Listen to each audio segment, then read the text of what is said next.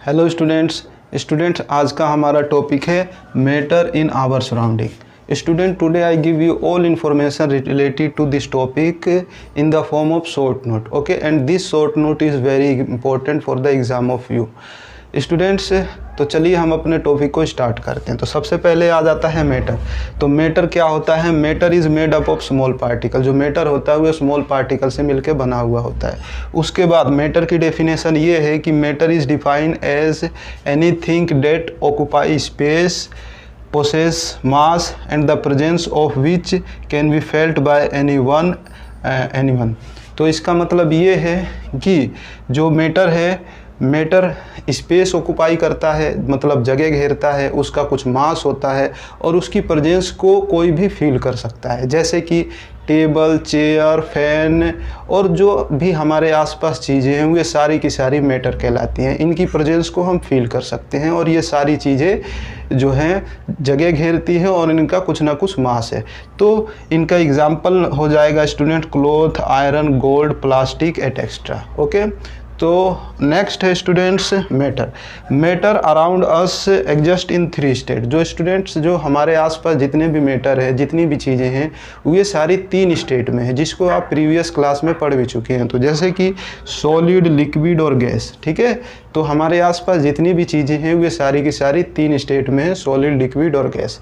Next है students the force of attraction between the particle are maximum in solid, intermediate in liquid and minimum in gas। तो मतलब जो ये matter है, solid, liquid, gas, इनके जो पार्टिकल हैं स्टूडेंट्स, उनके बीच फोर्स ऑफ अट्रैक्शन जो है वे सबसे ज़्यादा सॉलिड में होता है, फिर इंटरमीडिएट मतलब कि सॉलिड से थोड़ा सा कम लिक्विड में होता है, उसके बाद सबसे कम फोर्स ऑफ अट्रैक्शन गैस में होता है। इसलिए गैस के जो पार्टिकल होते हैं वे फ्रीली मूव करते हैं। तो आप कह सकते हैं कि जो सॉलिड होता है उसके जो पार्टिकल होते हैं वे बहुत पास होते हैं, इसलिए उनके जो फोर्स ऑफ अट्रैक्शन होता है वे ज़्यादा स्ट्रॉन्ग होता है। और उसके बाद लिक्विड के जो पार्टिकल होते हैं वे दूर होते हैं, इसलिए उनके बीच फोर्स ऑफ अट्रैक्शन कम होता है एज कंपेयर टू सॉलिड। और नेक्स्ट जो गैस है स्टूडेंट्स, उसमें जो पार्टिकल होते हैं और ज़्यादा दूर होते हैं,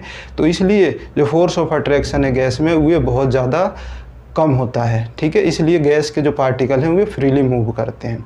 नेक्स्ट आ जाता है students the space in between the constituent particle and kinetic energy of particle are minimum in the case of solid, intermediate in liquid and maximum in gas. मतलब कि जो स्पेस है, जो सॉलिड होता है, तो सॉलिड के जो पार्टिकल्स के बीच में जो स्पेस है वे बहुत कम है, ठीक है। इसलिए उसके जो पार्टिकल होते हैं वे फ्रीली मूव नहीं कर सकते इधर से उधर, वे अपनी जगह पे ही हल्के मूव करते हैं। इसलिए उनकी जो काइनेटिक एनर्जी जो होती है वे बहुत कम होती है, ठीक है।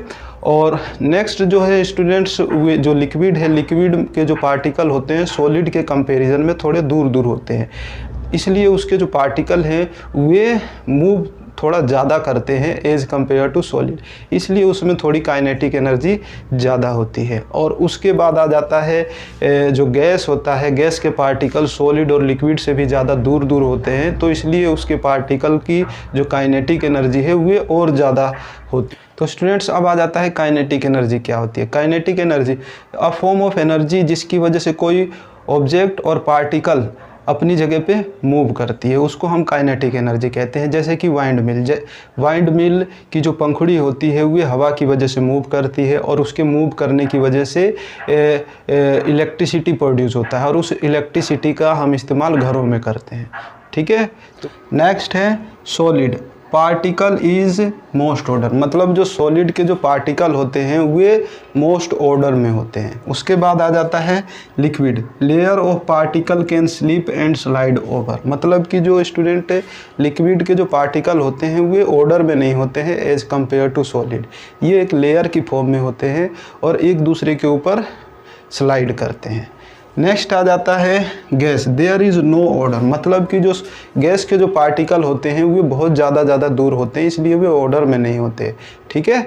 उसके बाद आ जाता है students the state of matter are interconvertible. The state of matter can be changed by changing temperature और pressure. It means कि जो स्टेट ऑफ मैटर है वे इंटर कन्वर्टिबल है। इंटर कन्वर्टिबल का मतलब ये है कि जो स्टेट ऑफ मैटर है वे सॉलिड से लिक्विड में, लिक्विड से गैस में, और सिमिलरली गैस से लिक्विड में, लिक्विड से सॉलिड में चेंज हो जाता है। और ये कब चेंज होता है? जब टेम्परेचर और प्रेशर चेंज होते हैं, तो उस केस में जो स्टेट ऑफ मैटर होता है वे भी चेंज होता है, सॉलिड से लिक्विड में, लिक्विड से गैस में, और गैस से लिक्विड में, और लिक्विड से सॉलिड में, इस तरीके से। नेक्स्ट है student sublimation.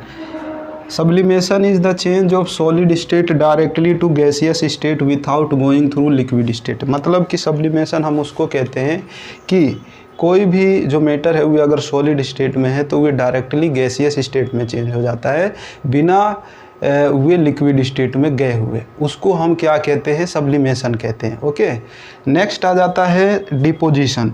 Deposition is the change of gaseous state directly to solid state without going through liquid state. मतलब कि डिपोजिशन हम उसको कहते हैं स्टूडेंट्स कि अगर कोई मैटर गैसियस स्टेट में है तो वे डायरेक्टली सॉलिड स्टेट में कन्वर्ट हो जाता है बिना वे लिक्विड स्टेट में गए हुए। उसको हम क्या कहते हैं?